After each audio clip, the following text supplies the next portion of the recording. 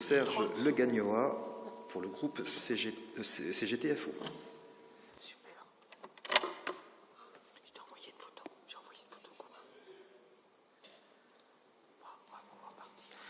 Monsieur le Président, chers collègues, dans le cadre de cette saisine, le Gouvernement a souhaité savoir comment faciliter le déploiement du plan de relance dans les Outre-mer. Il propose d'explorer 3 points essentiels: les délais de paiement, l'ingénierie de gestion des projets et le champ normatif. Ce faisant, le Gouvernement considère qu'en agissant sur ces points, le plan de relance sera mis en place rapidement pour bénéficier à l'économie ultramarine. Pour le groupe FO, une telle approche ne peut pas cerner l'ensemble des enjeux liés au retard du développement de ces territoires.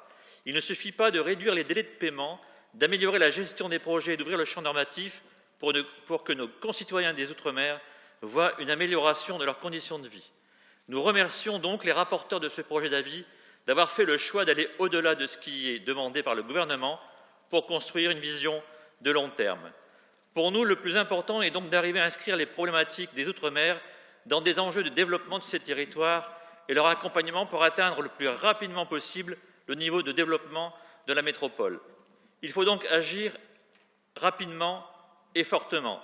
Nous nous étonnons d'ailleurs que le Gouvernement ne consacre qu'1,5 milliard à ces territoires en arguant que la répartition est faite sur la base du poids économique de chacun, passant ainsi outre la nécessité de surdoter les Outre-mer pour intégrer leurs besoins en rattrapage. Pour le groupe FO, il faut consacrer une part plus importante aux Outre-mer dans le cadre de ce plan de relance.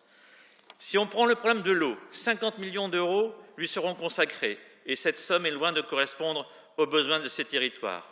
À Mayotte, par exemple, 1/3 de la population n'a pas accès à l'eau courante. 6% s'approvisionnent dans les pluies et rivières, avec tous les risques que cela représente pour la santé. C'est aussi le cas en Guadeloupe, qui dispose pourtant de quantités d'eau suffisantes, mais la vétusté de ce réseau fait que 60% de l'eau transportée se perd avant d'arriver chez les habitants. En Guadeloupe, le besoin de financement total est de l'ordre de 800 à 900 millions d'euros pour 10 à 15 ans de travaux, estime M. Victorin Lurel. Cet exemple de l'eau illustre la difficile situation que vivent les habitants des Outre-mer et malheureusement, ces problèmes touchent pratiquement tous les domaines de leur vie: chômage très élevé, forte pauvreté, inégalité sociale, manque d'équipements de santé, de structures de formation, cherté de la vie, difficulté d'accès au logement, au numérique, à l'énergie, manque d'infrastructures de transport, etc. Nous doutons donc que ce plan de relance inverse la situation.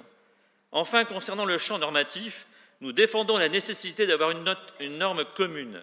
Le groupe FO ne s'inscrit donc pas dans les préconisations qui vont dans le sens du renforcement de la territorialisation et de l'adaptation du droit commun à chaque spécificité et exige un contrôle des CSR sur les projets d'expérimentation.